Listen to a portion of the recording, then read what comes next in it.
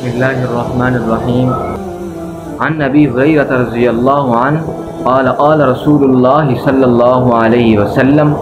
كلمتان خفيفتان على اللسان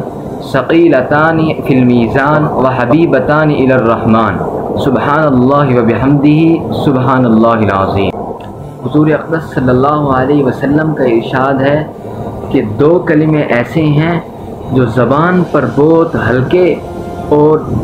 وزن کے اعتبار سے ترازو میں بہت زیادہ وزنی ہیں اور اللہ تعالیٰ کے نزدیک سب سے زیادہ محبوب کلمے ہیں، اور وہ کلمے یہ ہیں سبحان اللہ و بحمدہ